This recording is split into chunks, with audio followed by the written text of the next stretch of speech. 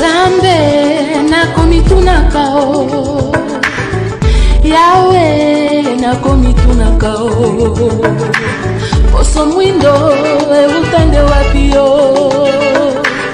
Oso mwindo utande wapi o. Ba profeta mindele bizotanti maka, kasi abato mwindo bango bandi makate. Chers amis, comme on entend à Lingala, et comme c'est écrit,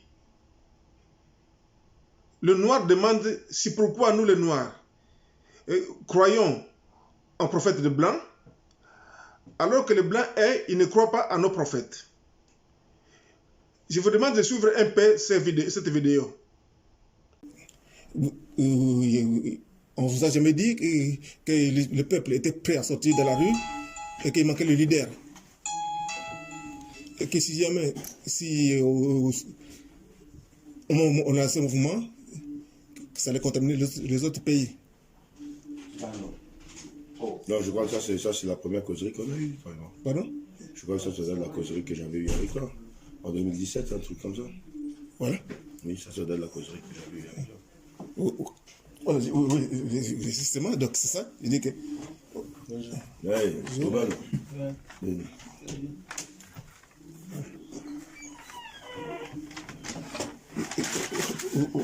Oui, donc c'est ça. J'étais venu vous voir, je disais que je cherchais quelqu'un.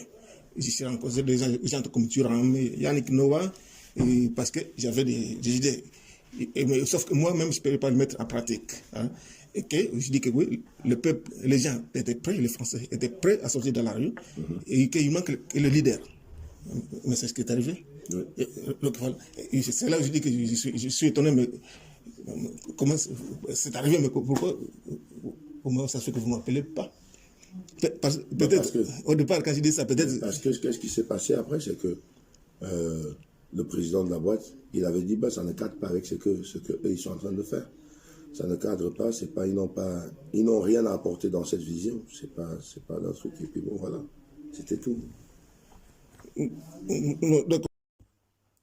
J'ai donc demandé à ce monsieur qui travaille dans cette maison de médias africaine si personne ne lui avait jamais dit que les Français étaient prêts à sortir dans la rue et qu'en cas d'un mouvement social, et la majorité des Français seraient d'accord et que ça allait contaminer les autres pays. Le monsieur il me répond que c'est la causerie qu'il a eu avec moi en 2017. Donc, c'est-à-dire, il confirme que j'avais bien prévu les gilets jaunes. Alors, je lui ai demandé comment ça fait qu'on ne me contacte pas après un événement pareil. Après avoir prédit une telle chose et qui s'est réalisé, comment je peux dire, avec une précision chirurgicale. Donc la moindre des choses, c'était de me contacter pour qu'on en parle et savoir d'abord qui je suis vraiment. Et en plus, en tant qu'une maison de médias africaine, c'était l'occasion qu'on parle des œuvres de Noirs. Mais sa réponse était ce qui se passe, donc ça ne regarde pas ce qu'ils font et qui n'ont donc rien à apporter à cette vision. C'est-à-dire, ça ne les regarde pas. J'ai insisté qu'on fasse une émission là-dessus, mais ils m'ont répondu que ça n'allait rien les apporter. D'après l'extrait de la vidéo, en résumé, j'avais prévu les gilets jaunes. Et ce monsieur le sait. Mais lui et son staff m'ont complètement zappé. Donc, ils m'ont accordé aucune importance.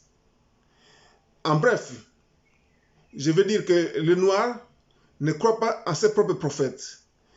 Et pourtant, d'après ce qu'on entend dans la chanson, le noir se plaint que les blancs ne croient pas en nos prophètes. Mais comment fait-on que les autres croient à nos prophètes alors que nous-mêmes ne croyons pas à nos propres prophètes? Et surtout, comment fait-on que les gens croient à quelque chose qui n'existe même pas? Vu qu'ils n'ont pas connaissance des prophètes noirs, puisqu'on ne veut même pas en parler. On ne veut pas que les gens soient au courant. Autre chose, le noir se plaint du non-progrès des Africains.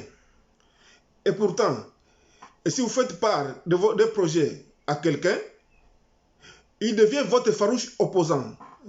Il devient votre adversaire. Le noir méprise son propre frère, mais il se plaint que les autres ne le respectent pas. Vous aidez quelqu'un, c'est cette même personne qui va chercher à vous créer des ennuis. Mais c'est incroyable. C'est impossible de comprendre ces phénomènes. Mais qu'est-ce qui a pris Dieu de créer une race pareille? Le jour que j'ai compris que quelque chose ne tournait pas rond chez les Noirs, c'était en 92, après le match en demi-finale entre l'Espagne et le Ghana, lors des Jeux Olympiques. Le Ghana avait été éliminé et un compatriote africain était ravi de ces résultats. Je lui ai demandé pourquoi. Il m'a répondu parce que sinon les Ghanéens allaient avoir la grosse tête. Vous vous rendez compte? Croyez-moi, ce jour-là, j'ai regretté d'appartenir à la race noire.